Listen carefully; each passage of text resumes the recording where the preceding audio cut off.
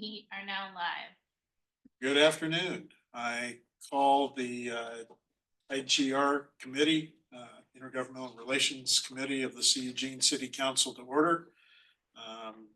This is, what is the date today? November 5th. November 5th, 2025. So meetings to order, agenda review and minutes review. Are there any additions or corrections to the minutes of dates? No, move approval. October 1st. October 1st. Move approval. Counselor Evans moved to approve. Do we have a second? Second. Okay, all in favor? Okay, looks like it was unanimous. We'll move on to discuss first of all, before we continue further, I would like to add an agenda item. And if we could learn more information about the bill that's working its way through the state legislature on voluntary annexations, I would appreciate that. Do I need to make a motion on that? No, and I would just propose that we add a C, and it will be an update on legislative concepts and also a schedule. I can. Okay.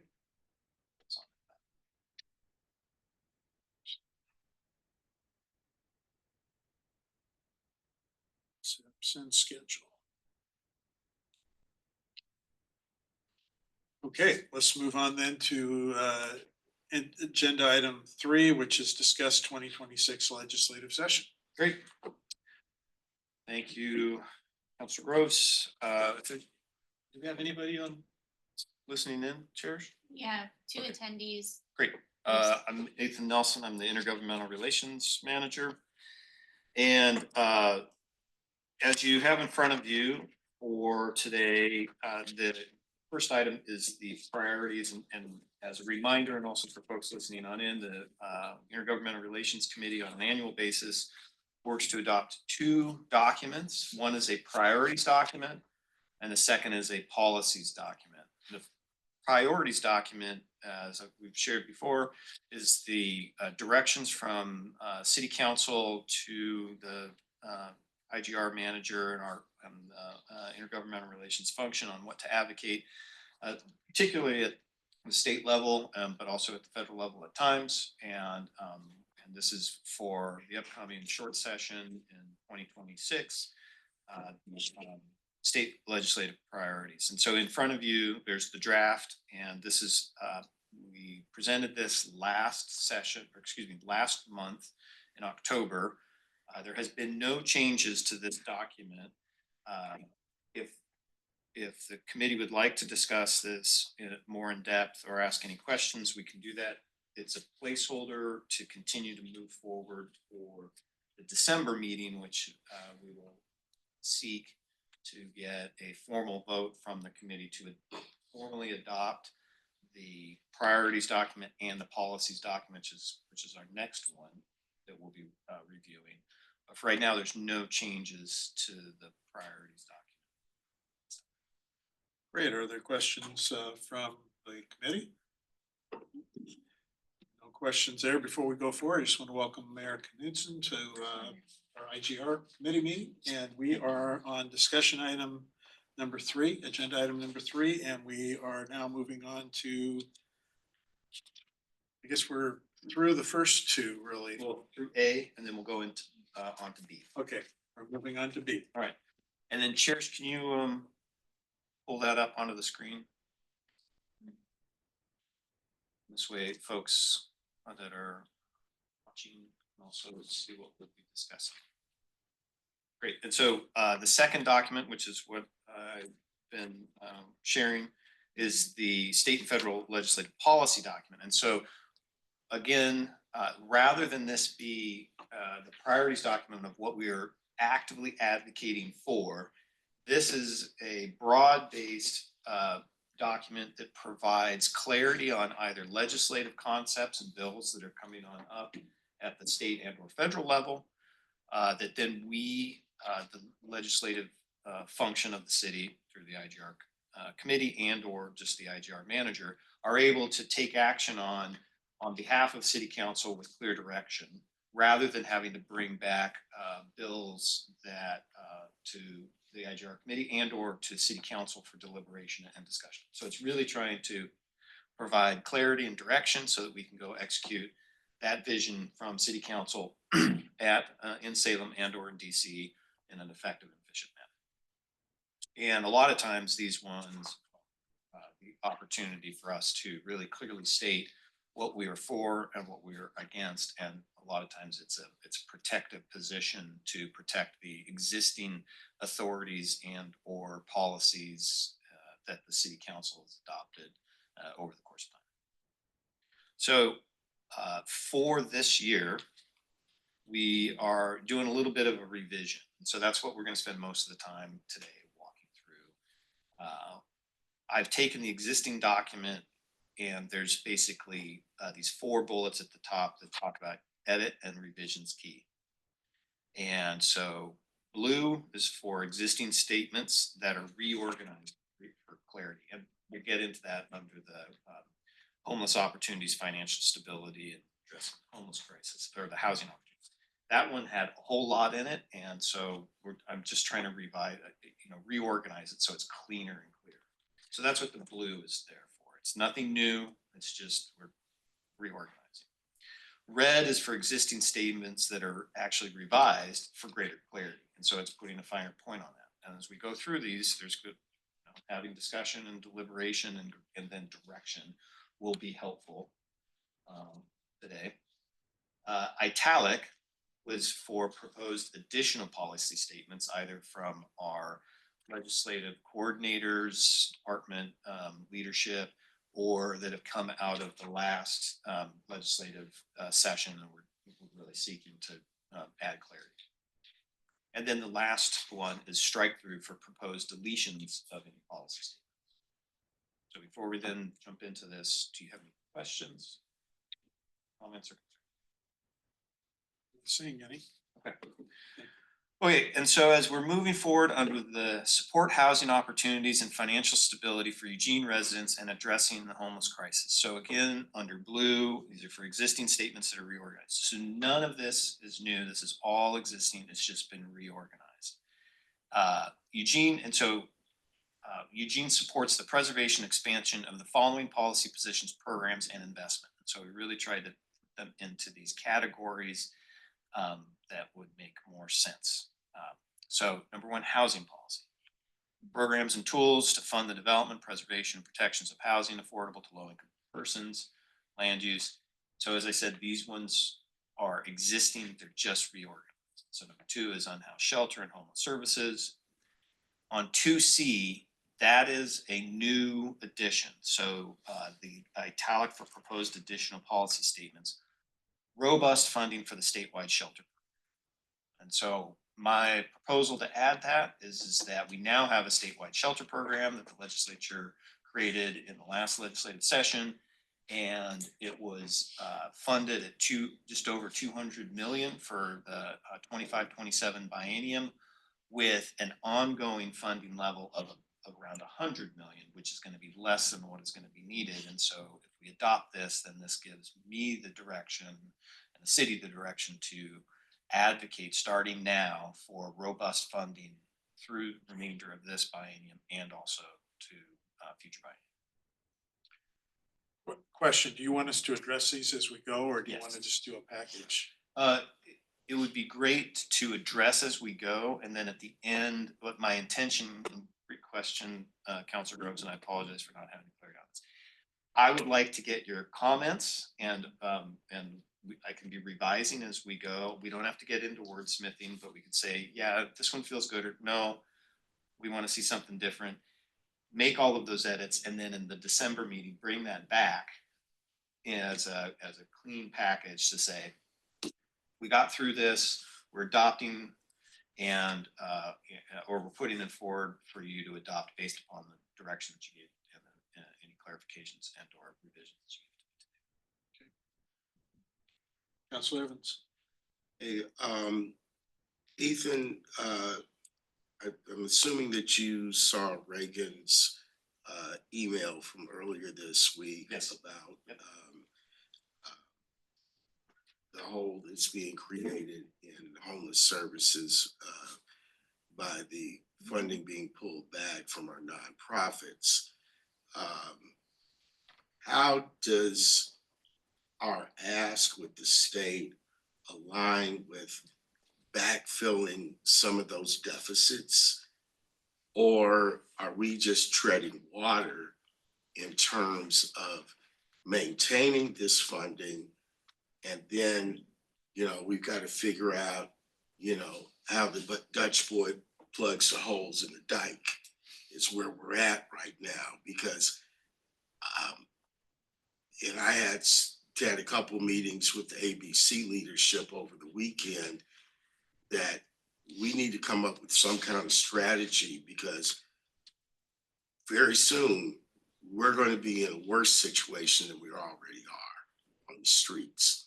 And if we don't have St. Vinny's laying off 14 staff and other folks, the overnight stuff is just going to get worse. And we're not going to be able to handle and deal with it. And you think people are screaming at us now, they're going to be really screaming at us about what's happening. And it's not only the businesses, on 99 and downtown, but it's also how it affects our residences, in the neighborhoods.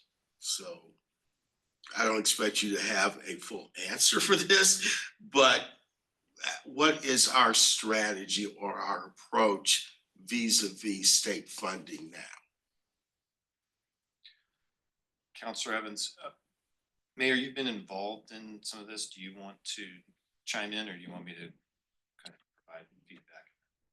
I was going to offer a question and a comment related to the same first priority 2C as well, but I'll, in response to the concern that you're raising, Counselor, I think that specifically related to our shelter funding, our community and our partners have a unique opportunity to demonstrate our effectiveness in this work.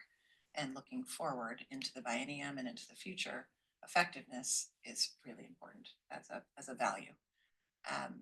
From sense of the city of Eugene has been an incredibly important part of helping the state to establish the sustainable shelter funding bill and that framework. And bring innovation to that in terms of the types of shelter that have been incorporated into that conversation. I think our challenge now is to demonstrate that value, and looking forward even into the second year of the biennium. I think that there will be an opportunity for us to do that. That's at least my position as mayor, is that we are doing great work locally, and that great work locally is going to need to continue to lead across the state as other jurisdictions struggle with the same circumstance. The funding allocations as they stand, I know Lane County is pursuing an e-board allocation, and they've submitted that letter. But Are we joining them? I think more broadly, we are looking into a future where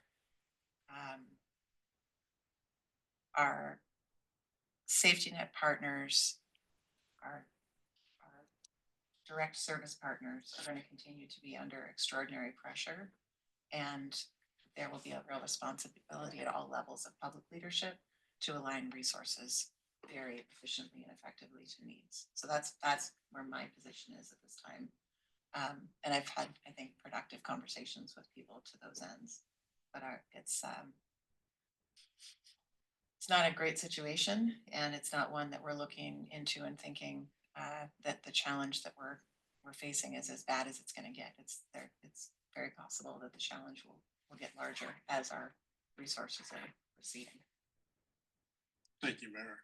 I actually have two comments. One is the problem with our corridors is already into the neighborhoods as well. I know it's happening on 99. I know it's happening on the West 11th corridor and the Fern Ridge Bike Path. It's permeating into the neighborhoods, and also River Road. So I'm not sure about Coburg Road, but it is happening there. I think it's important that we go after every dollar we can get to try and keep the programs going. And then I also add, last week I was speaking with one of our safe sleep sites chief executive, and he's starting to worry about losing the people that are working for very low wages and keeping these spaces open to those in need. And he's afraid he's going to be losing them because they don't want to wait till the job is ended before they start looking for something else.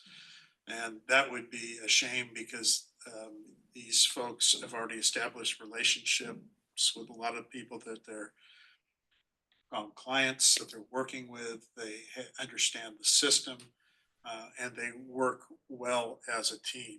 And when you start breaking those teams up, we're going to lose some of our efficiencies and effectiveness that have been built over literally years now. So I realize there's only so much we can do, but I to answer your question from my perspective, I think we need to keep this right up there front and center and working it as actively as we can, because this is going to start breaking down our community even more if we don't. Plus, these people really need help. I can give a brief update as to what we've done related to shelter funding and the email that Reagan Watches had sent to council related to the reduction from state shelter funding. And so the state shelter funding program received $204 million from the legislature this last year. Half of that was to be distributed in 2025 and half of it for fiscal year 25, and then half of it for fiscal year 27. So it's for the biennium. So there's roughly $102 million that was distributed by Oregon Housing Community Services. They made a decision as to the amounts to be sent on out. Lane County region received roughly 50% of what they received the previous year. So they had received about $7.5 million when we had received 15 million the previous year.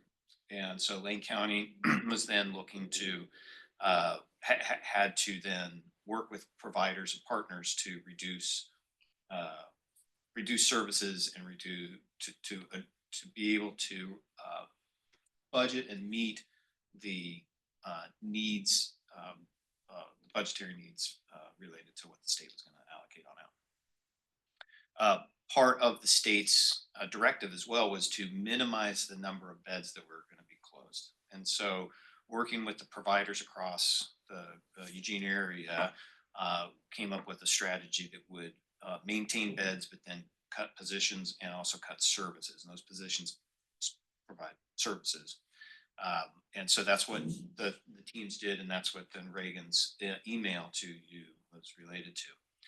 Regarding that shortfall, the Lane County continued to work with OHCS. We also held a lot of meetings with OHCS. I also was in pretty close contact with the governor's housing advisor, Matt Scheibald, to really get an understanding of what was the decision, what kind of the rubric and decision making for this distribution. And that distribution was tied to a assessment and level of funding that came out in March of 2024 and May of 2024. And so in that, there was a reduction for Lane County, and we had been trying to seek a rebalancing of those dollars, and that was not, and I was clear that that wasn't going to occur.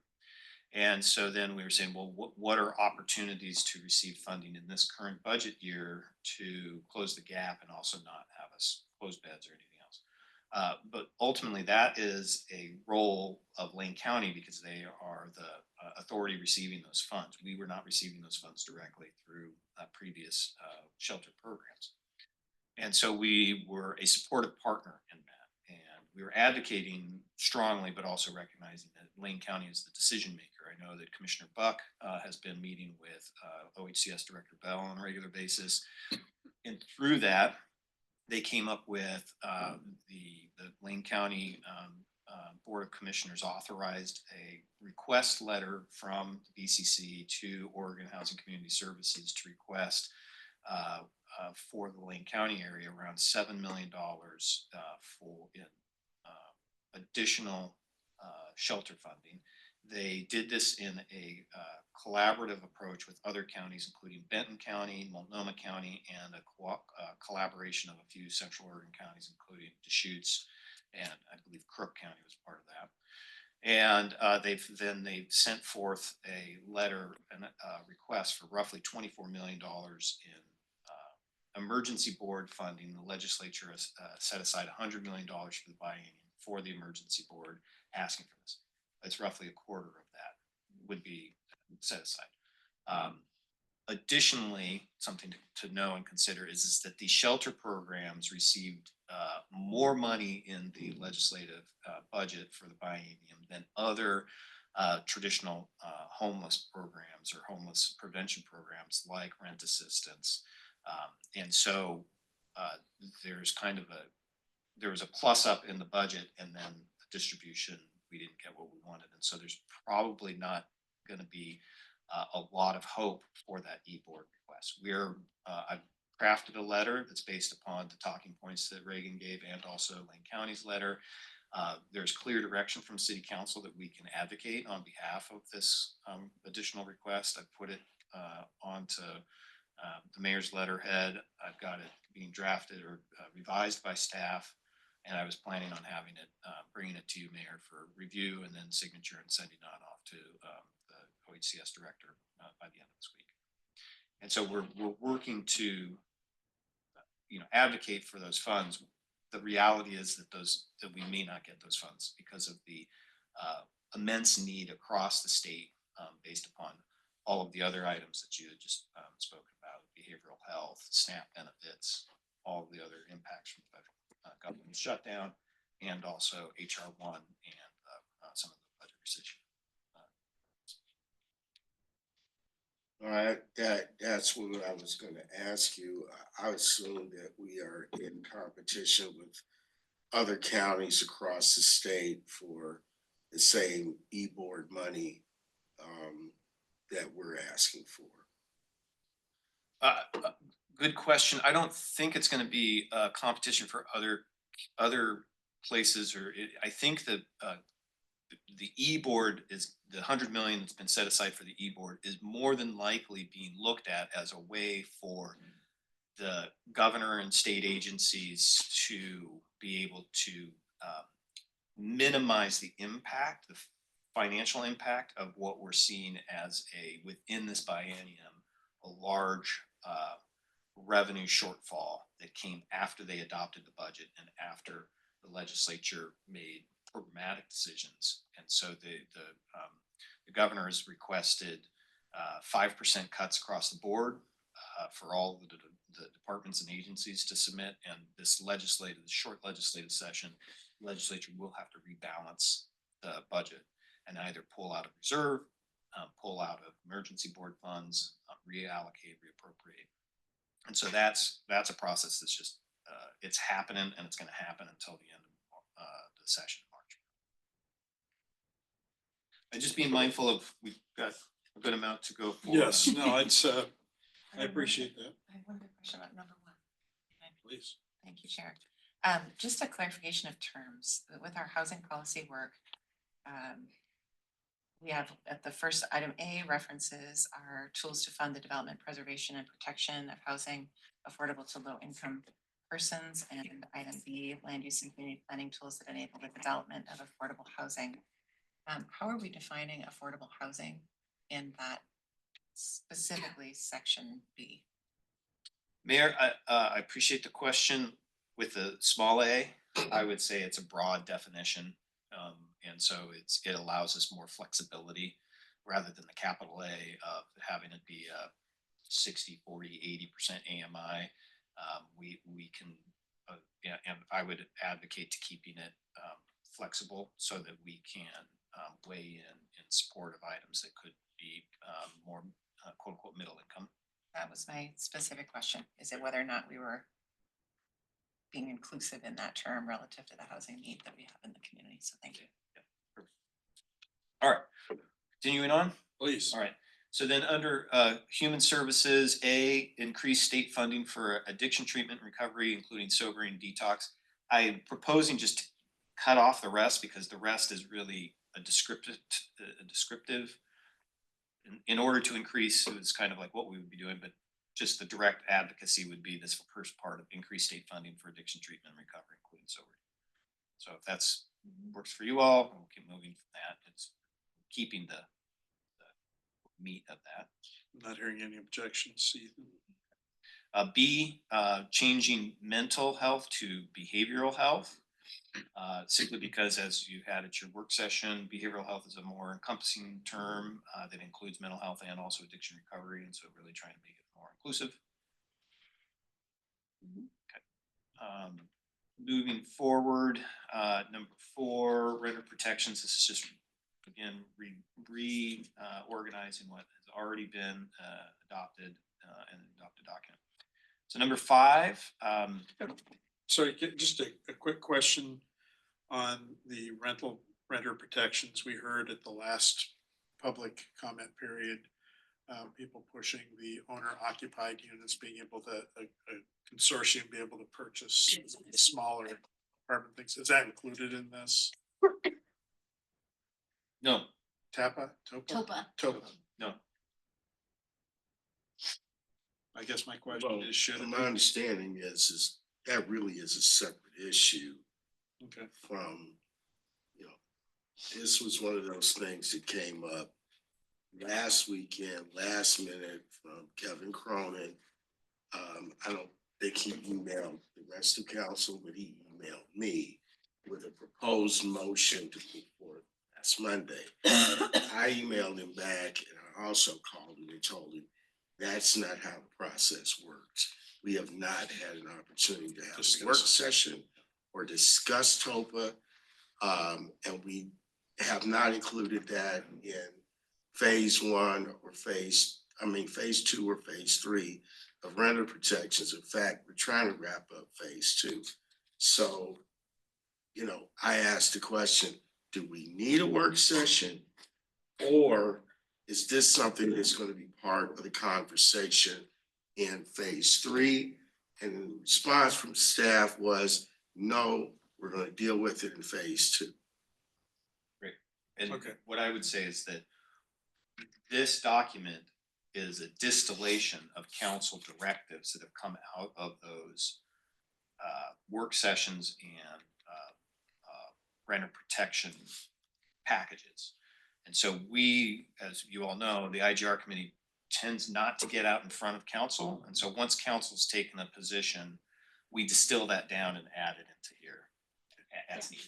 The reason I was asking is I heard a majority of counselors say they're interested in it, but I agree, probably the work session is the way to go first. We would probably need to have a work session understanding the separation between, you know, home ownership and, you know, renter protections. Yeah. I know that the advocates want this as an extension of renter protections, but I think it is a standalone issue that we need to have a further deeper conversation on, I agree. and a staff report. Yeah, I agree with that. So keep moving forward on number 5. So this one was a Eugene Sports State Direct Funding to address unhoused crisis. This one came on up a number of years ago, and since then we've actually adopted a statewide shelter program. So we're saying, okay, we've accomplished that. Let's cut it off. And part of that, there was a lot of discussions about how to get funding directly to cities, and that ship's left port. So my proposal is to remove this one. Any objections? Looks like we're good to go. Okay, number 6, Eugene supports the establishment of stronger links between housing, land use, education, health systems at the state level to expand housing opportunities. This one, I'm proposing deleting it because it's really, it's to me, to lobby and advocate on that is very amorphous. I don't know what that means, and if a bill came on up, I think at one point there might have been a bill that had linked this together, but from a standpoint of having clear direction and a concise document, my recommendation is. I also don't know what it means. Yeah, I'm not seeing any objections. And then number 7, the city of Eugene supports an increased level of investment from the state to address the systematic challenges within the mental and behavioral health systems. And what I've stated in this one is that deleting this as if it included in human services B. And so if we take a look up above, under human services, B, behavioral health outreach services and treatment designed to transition permanently housed, homeless individuals with behavioral health conditions to housing and treatment. We're covering our bases, but with that statement in terms of what we would support, and most often that would be funding that would be going to the county. Not hearing any objections. All right, moving on forward, securing local finance options. The only one at the bottom, so number 9 is an addition. I want to preface this that their city council has not provided specific direction on this topic. And so it says Eugene supports statewide property tax reform to correct the negative impacts of Measure 5 and 50. And so that's one for this body to deliberate, include, not include. But I just wanted to let you know that council has not given, like, we had an internal discussion. It's like, no, we haven't had council has not given us clear directions.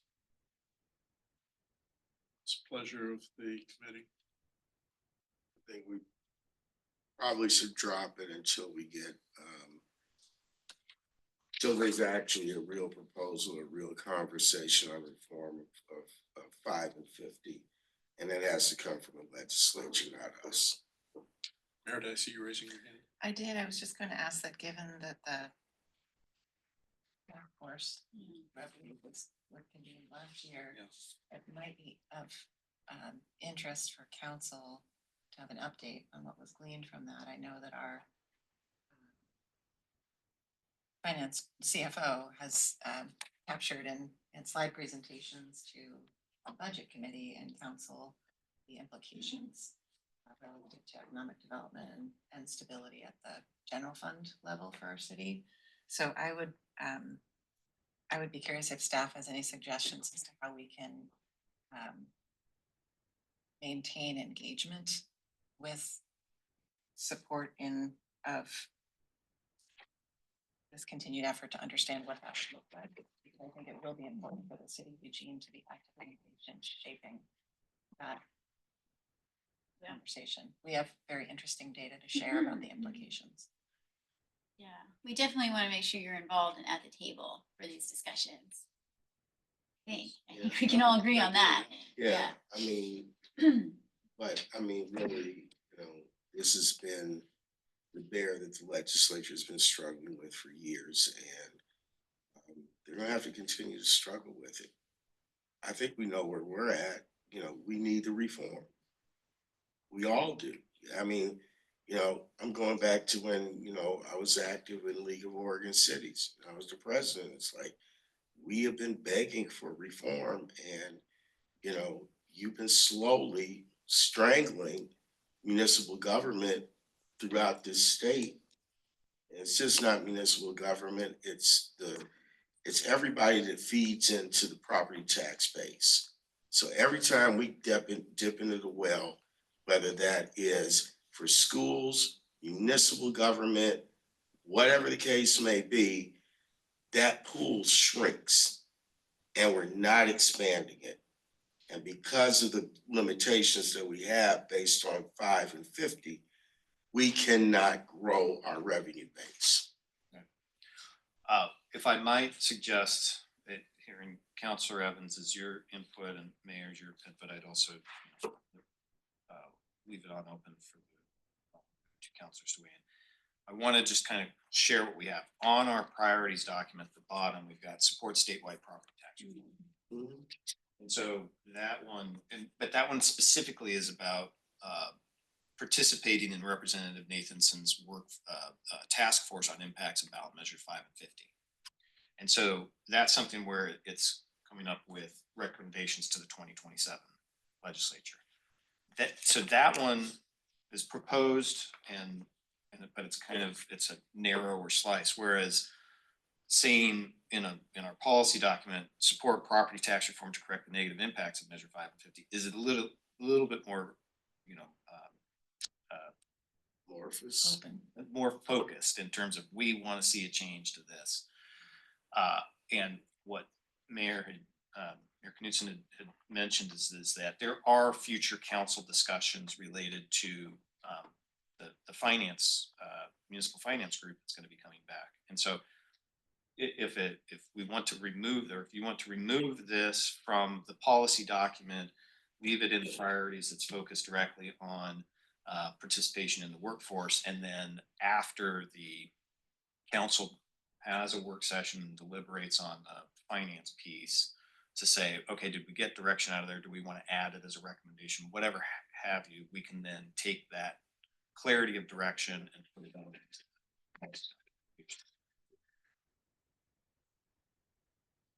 Okay. I'm not seeing any, Staff, do you feel like what you just described gives you the latitude needed to effectively navigate and also come back to IGR and council as things move quickly in the short session? Yeah, I do not see a 5 and 50 discussion at the legislature in the short session. But it's gonna be too much. They're struggling. They're gonna be struggling with the impacts of HR 1 and the tax piece already. So if that works, I'll remove it from, remove it. And when I come back in December, that part will be gone, and but we'll keep it in. with the caveat, if something changes directions in the short session, Yeah. we'll want to try and jump on it, so. Okay, general government. So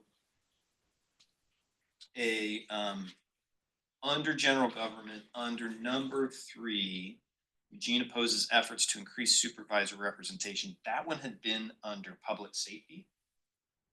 And so I just moved it. I kept it, we moved it up here, and that one has been one related to some of the public safety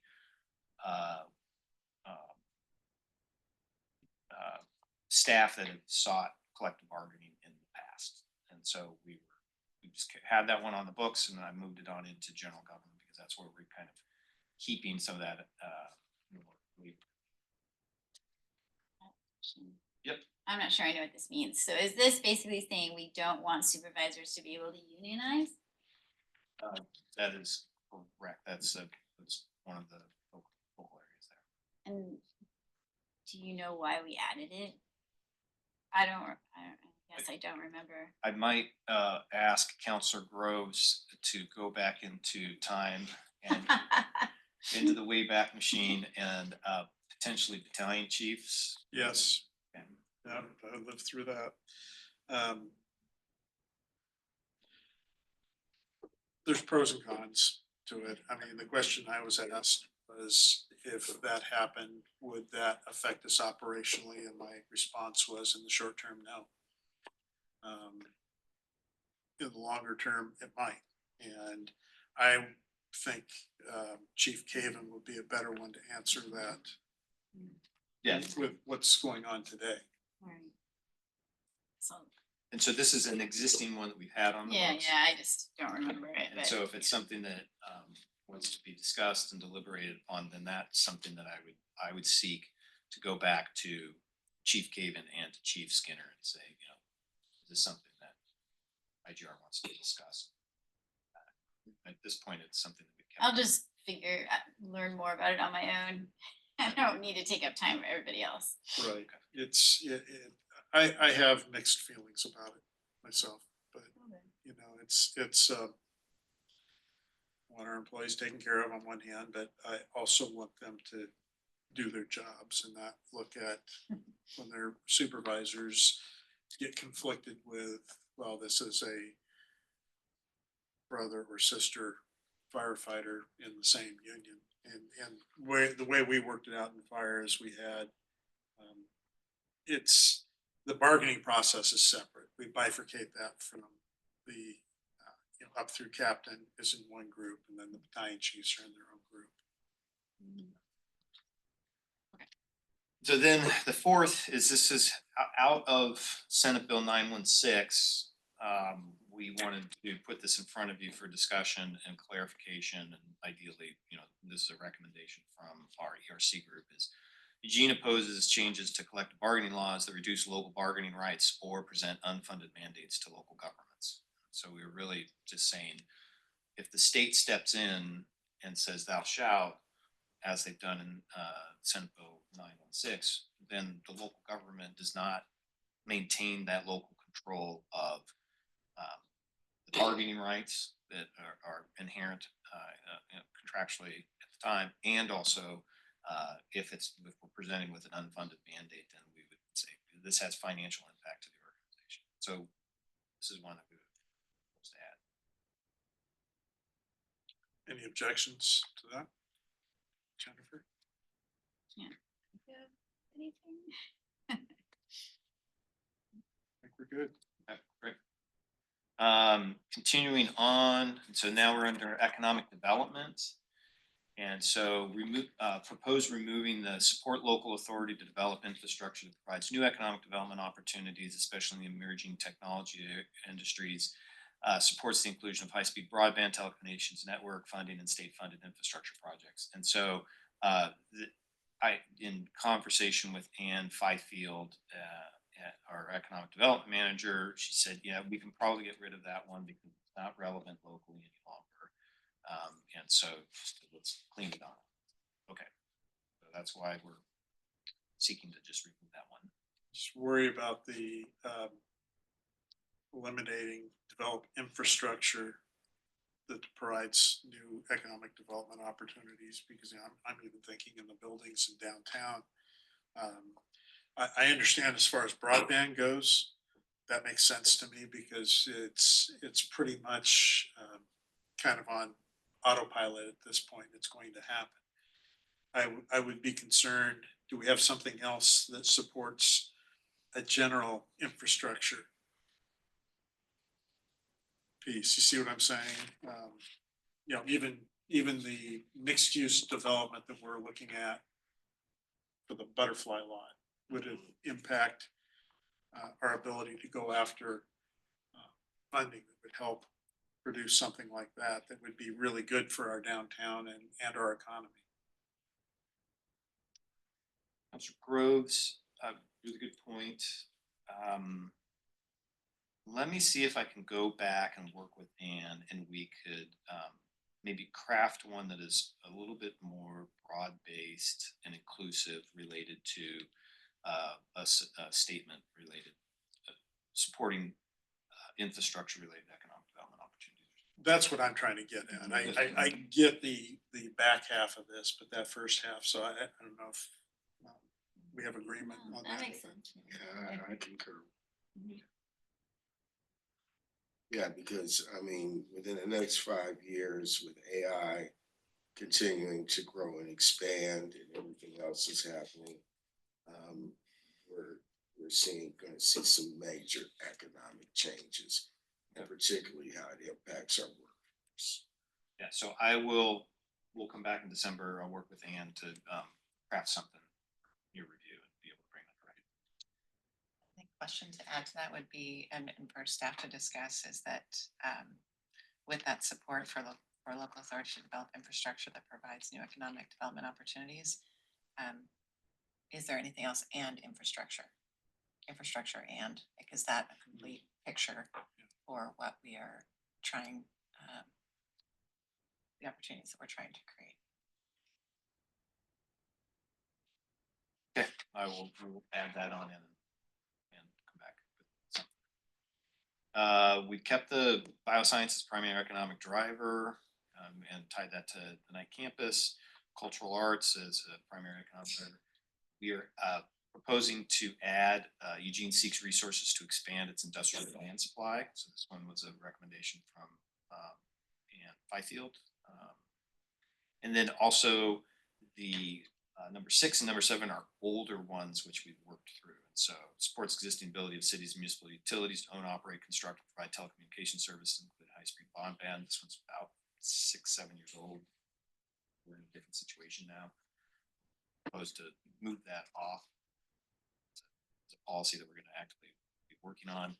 And then also supporting keeping the Eugene Emeralds in Eugene. Opposed to that one. I think we're singing the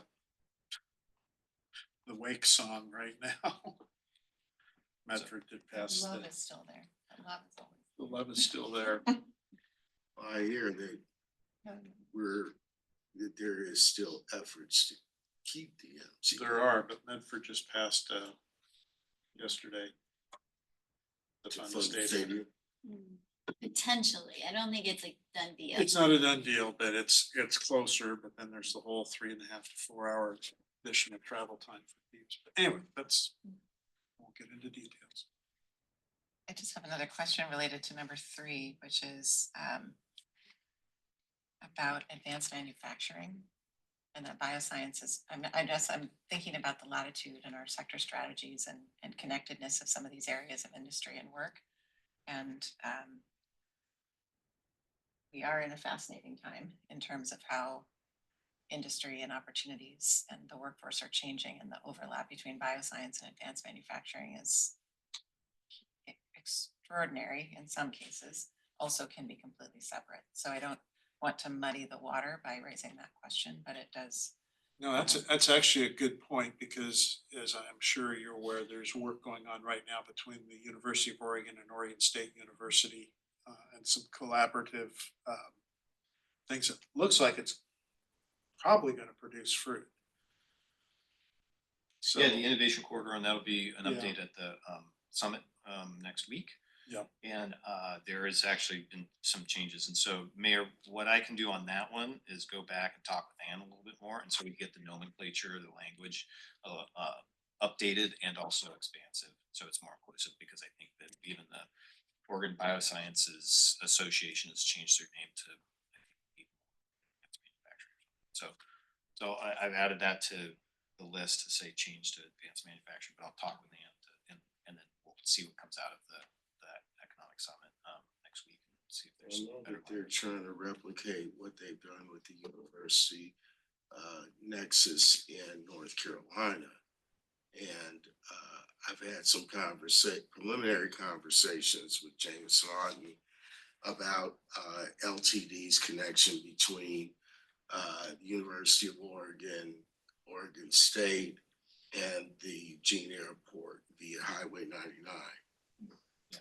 So we may have an opportunity to be able to get,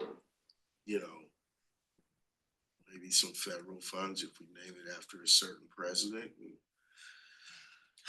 So our interest here is really to identify what opportunities and the specific kind of what's our lane for the city. So we'll come back on that. I just want to keep moving forward, because I do want to have enough time for some of the other discussions that we've got on the agenda. So under land use, number 4, there's some revisions that are some additions and just slight ones. And so number 4, Eugene supports the removal of regulatory barriers to housing affordability, availability, and diversity, as well as the removal of regulatory barriers, so adding that, to mixed use development, all without sacrificing local.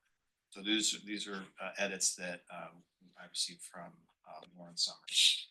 We looked at that one and say, hey, we can clean this one on up to make it a little bit more expansive. So that's the intent. questions? Okay, moving forward. So number 7 and number 8, and this gets to what we've added as part of C on our agenda related to voluntary annexations. And so currently Eugene opposes legislation that limits or weakens existing methods of annexation, and Eugene supports legislation that creates incentives for annexation. There's going to be a bill related to voluntary annexation. Council is also scheduled to deliberate on this topic next Wednesday. And at this point, the note here is, should council provide additional direction from the work session? That's the point. It was just on urban growth strategies. These 2 may be revised. Either they might be revised or they might be an additional one added. And so I just want to put a pin in that one, because we're going to talk about it later. Just wanted to notice it right here. Could I go back one? Yeah. Just real quick. Yeah. When you talk to Ann about the economic development piece, ask her about Tina Goldberg, who's one of the U of O's chief economic development strategists, assistant vice president. I was in a meeting last week or the week before, And they have one of the guys that's gonna be at the Economic Summit, and they were talking about some really exciting stuff that's in the works, and there may need to be some specific language that will help us go after that, but I'm still trying to learn about it as well. But Okay. anyway, it's like happening right now. Can do. Thank you. Okay, so out of land use, just letting you know that and we'll talk about it a little bit later today related to the voluntary annexation, I'm just highlighting that. So information technology, telecommunications, municipal right of way authority, that one's staying the same.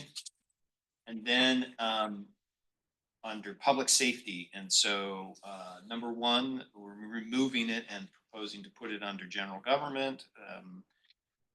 I talked with Chief Skinner, and number two, Eugene supports the narrow use of polygraph testing for pre-employment screening for sworn police officers. This was a priority under former Chief Pete Kearns, and Chief Skinner has said, you know, this isn't something that the Chiefs Association or he sees as something that we want. So we're going to remove that one.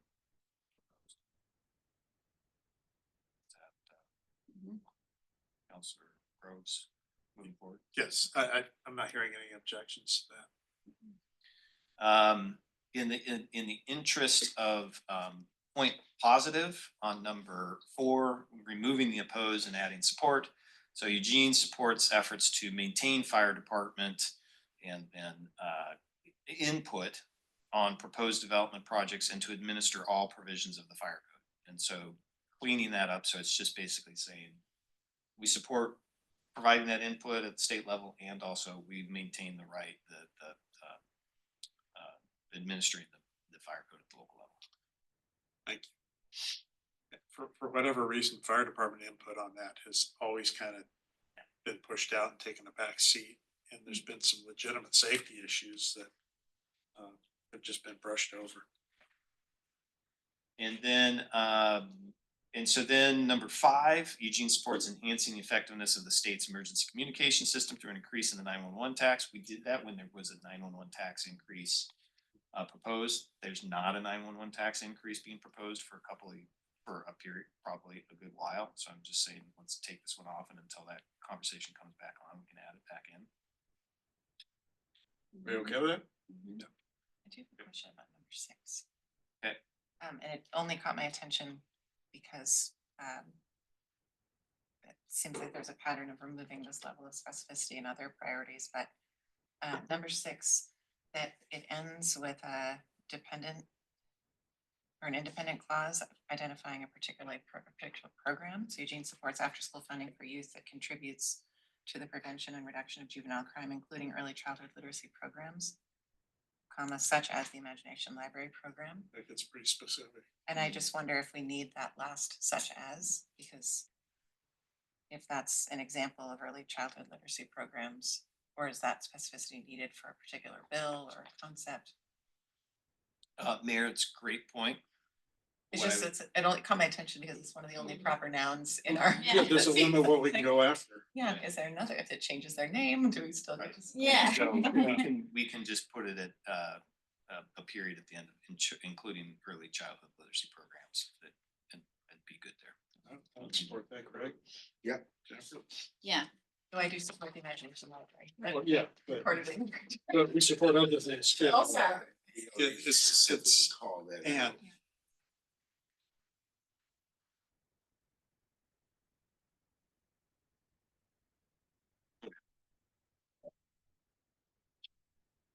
And then, so number 7, Eugene supports funding for statewide teen courts or peer courts that provide early intervention into first-time juvenile.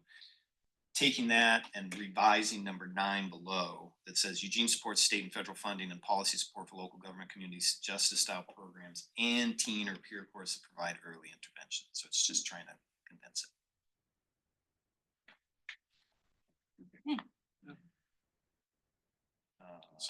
any objections? So we're keeping all of the remainder of these, transportation, moving on down to number 6, or excuse me, number 4. Eugene will continue to seek right-of-way and construction funding for the Beltline Highway project from River Road to Delta Highway. So that one's an update based upon what the project requirements are from Rob Interfeld. So a question on that, if I'm remembering correctly from a while back, was that part of the conversation about the lane expansion across Beltline in that section of Beltline? In other words, there was at one time a proposal to add lanes in that section in order to provide traffic, congestion relief. That is a choke point. The choke point, yeah. Counselor Evans, I can't speak to that. What I think in this instance, it's only updating this document to be aligned with what the project's geographical scope is gonna be in terms of what the project's proposed to have. Yeah, I would have to ask that's too much detail for this. I get it. Number 6, Eugene supports legislation that allows broader use of fixed automated speed enforcement cameras. That got passed in 2024 under HB 4109. So we're just saying, hey, let's remove that one.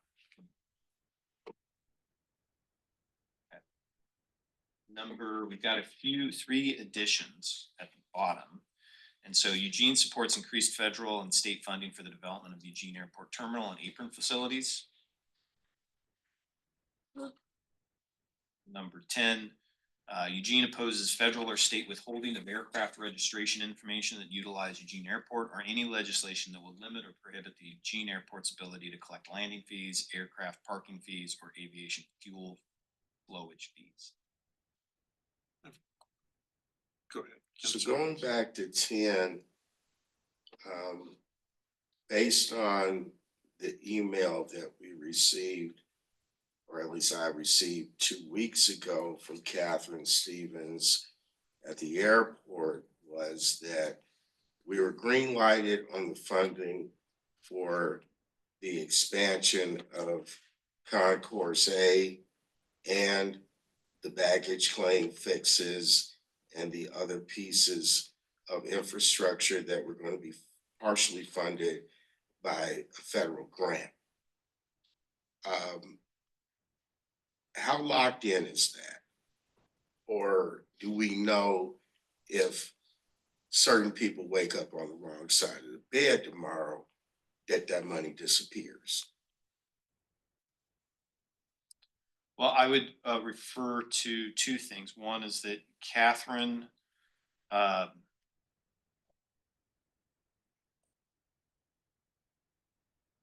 our putting you on the airport spot here. director is managing all of the federal grants that apply to the airport and will update council related to those funding agreements. And as you all know, that the airport expansion is a multi-year, multi-million dollar. So every bit counts. Yes. Yeah. And so, and then additionally, I would direct you to see the email update that you've received from the city attorney related to litigation that impacted some of those settlements. And so council's been updated and you have an email related. That's the email we got the last day or so, right? I think so. From the city Catherine. attorney. Yeah, from Catherine. Oh, yeah, from one of the city attorneys. And I would recognize that there's attorney-client privileges in that, and so Gotcha. we're not to discuss. Okay, so keep moving forward. Yep. So then number 11, Eugene supports additional state funding for grant programs that provide funding for safe routes to school, shared use paths, and making streets safer for all users, including people who walk. Additions that our transportation team requested. Any concerns? Okay, moving forward under environment, natural resources.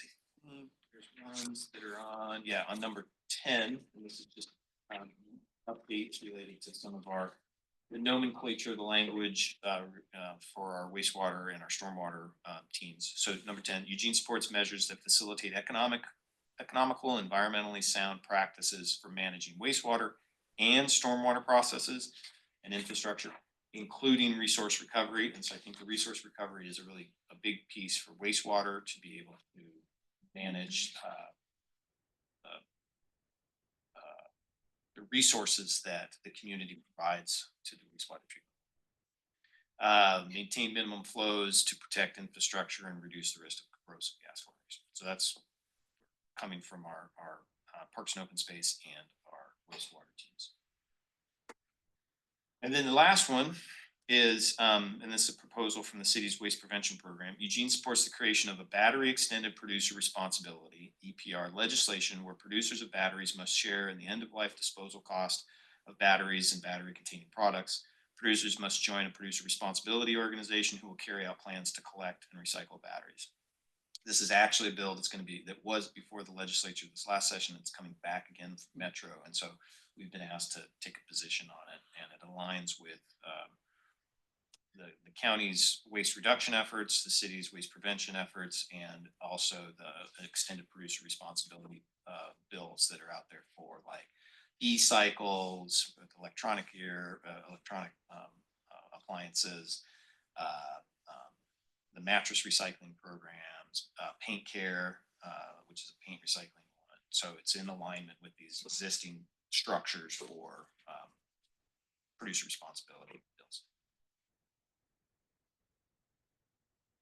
All good? Yep. Happy. One thing, is this inclusive of the lithium battery recycling pieces, specifically around the recycling of EV batteries and that kind of thing?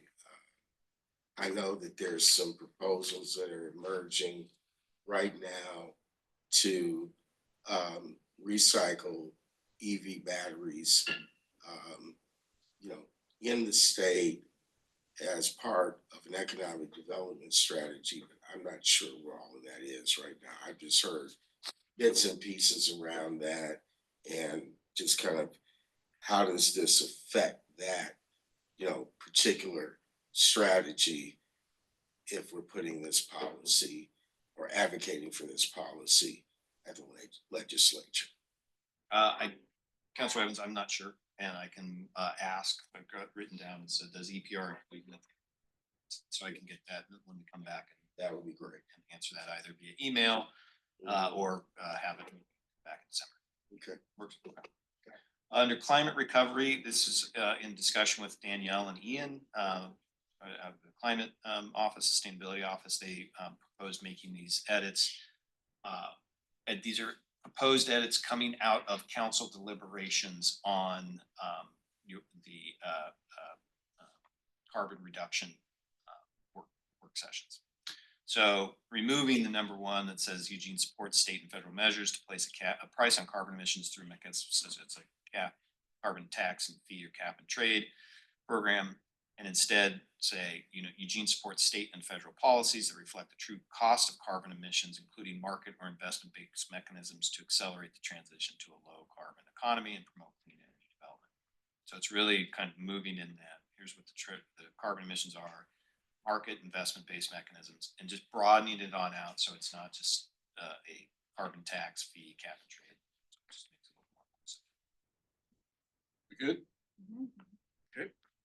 So then the rest of these, Eugene supports continued state funding for community scale renewable energy and resilience projects, including investments that improve energy reliability for vulnerable populations and critical facilities. These are, again, coming out of council.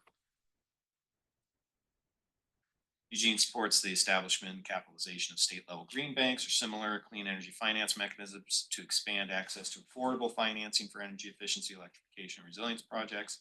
And Eugene supports state programs that ensure equitable access to clean energy development, energy and building transition opportunities, including contractor training, workforce development, and support for minority and women-owned businesses. So those were all ones that Ian drafted based upon council deliberations. Good. objections. Number 8, this is some small additions. Eugene supports additional funding for public transportation operations and expanding the definition of public transportation to include shared mobility such as bike share. Out of our transportation planning group.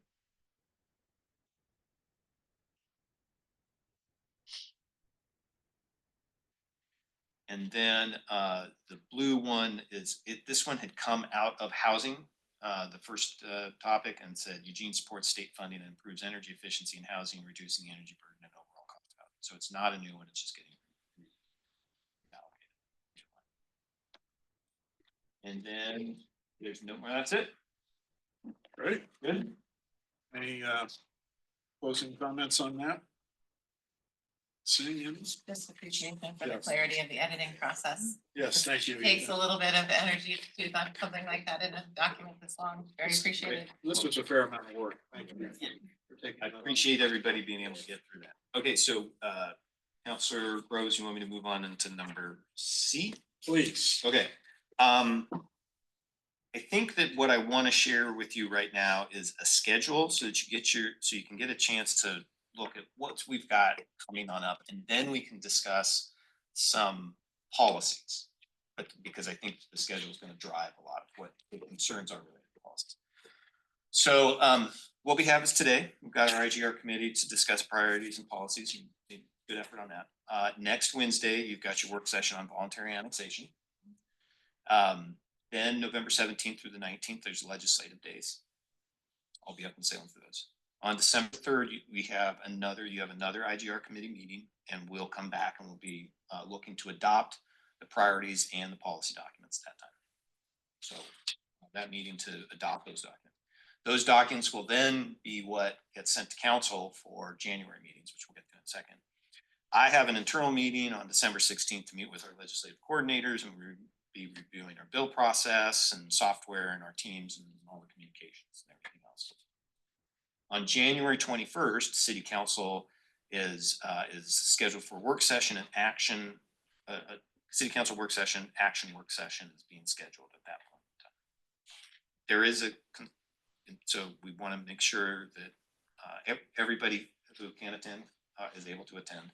And so if there's an interest to seek a different date, then I think there's a conversation that needs to occur. Okay.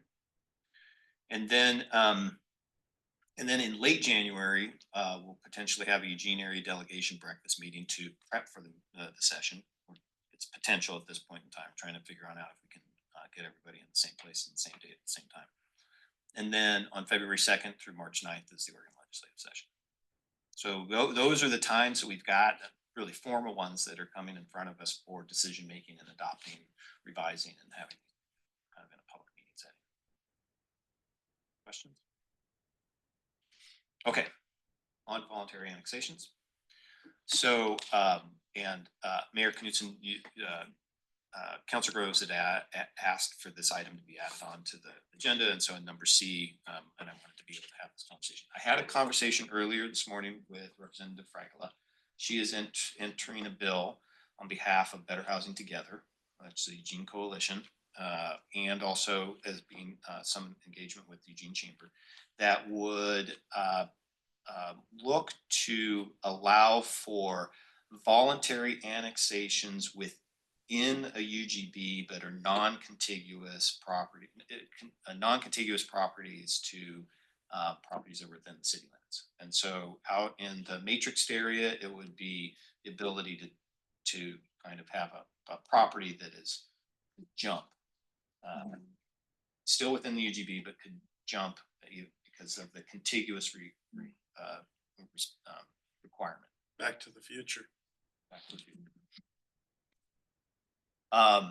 So this item is at a state statutory level, and there's a legislative concept. We do not have clarity on what our position is on this.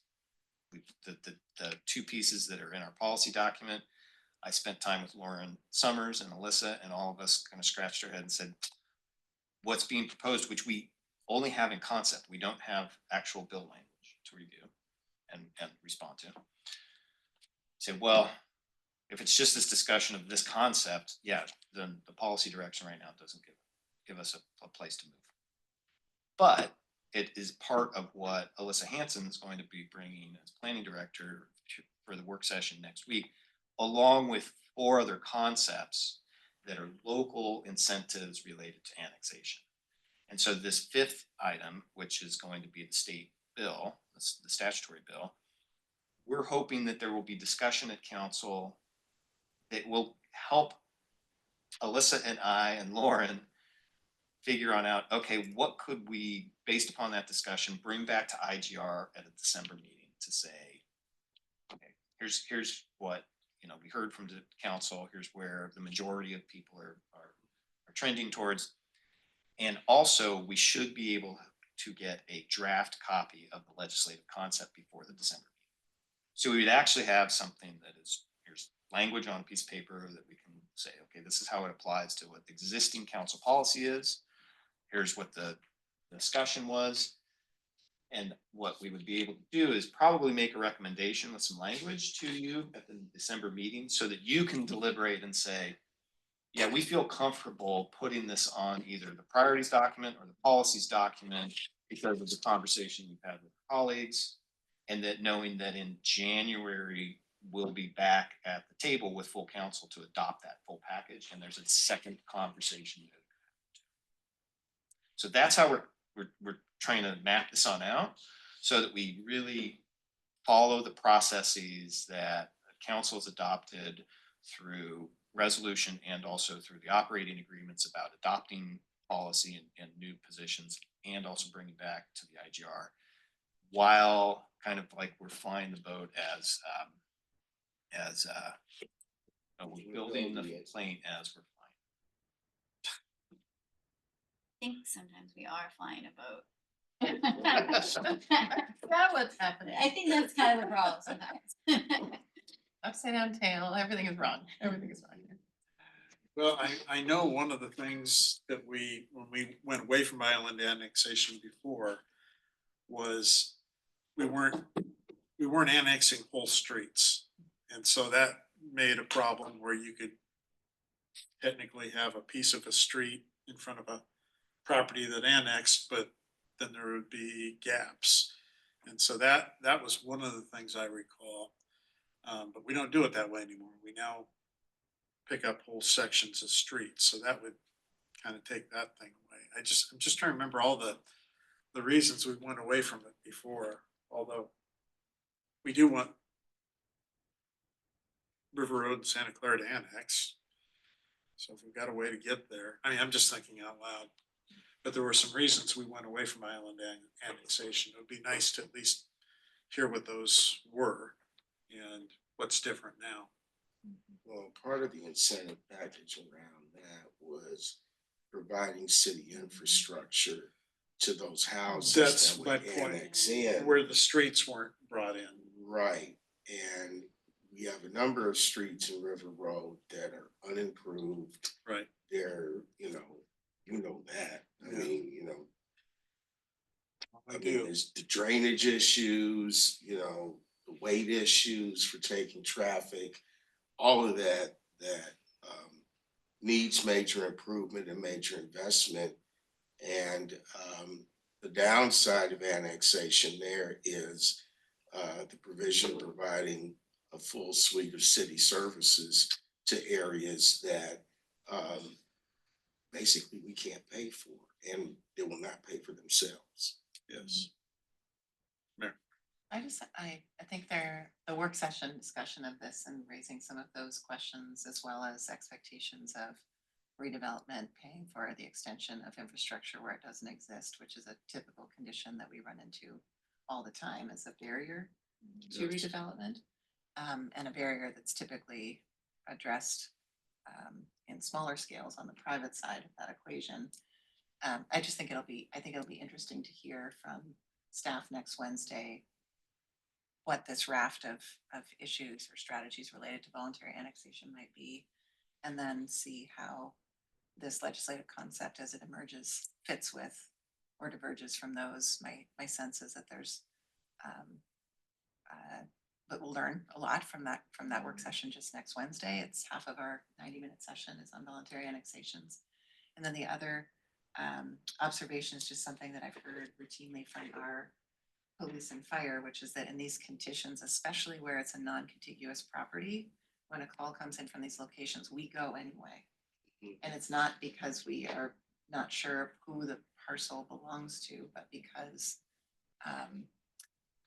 there's risk surrounding the area and that the call is for an emergency. So that is a question I think we have to answer. That's not so much are people willing to pay for a service, but are we already providing a service that people are not paying for? Exactly. And that's part of this, I think, could be part of this discussion too. Well, and here's a practical application. I always like to look at the operational side of things. Neighbor lives in the city, calls in, the house down the street is on fire. What's the address? I don't know. Well, the call originates from somebody who's in the city, and then the fire ends up being somebody out of the city. You don't have time to work through all that. It's, seconds matter. And so you just go and you take care of it. Now, we don't have that problem south of Beltline, because those people, if they're not in the city, pay into the River Road Water District, which has a contract with the city to provide fire protection. But north of Beltline, it's Santa Clara. I think they're also, I would imagine that staff will present some scenarios for why a person, a household, a property owner might choose to do this. Like, where is this interest coming from? The voluntary component of this annexation, To which makes develop it it for a one. very different condition than oftentimes annexation is coming up and it's not with that descriptor in the front of it. So I think that will be interesting to hear. And in that area of our community, there are larger parcels than exist in other parts of the community. So I would expect we'll have a much better picture of this 7 days from now. One would hope. So that's how we're proposing to move forward from today. Things will likely change, and we'll be flexible with that. There's two other items related to bills that I just want to give you a heads up on. I know that there's going to be an economic development package that's going to be coming forward, and so I've been in conversations with Tiffany Edwards at the chamber, and it's a package that will have land use elements, permitting elements, and likely financial incentives. And so once we get that, I will be able to share that with this group. Seek to get guidance if we don't already have that. And then the last one is, and based upon existing guidance, last year or at the beginning of this year, council took a position to oppose any repeal to HB 3115. More than likely, there's going to be a bill coming forward that would repeal HB 3115. And so at this point in time, the council's directive is to oppose any such efforts. And so that's what I've been working on and will continue to work on. That should change, then we would need to have a conversation. Ethan, where is that coming from?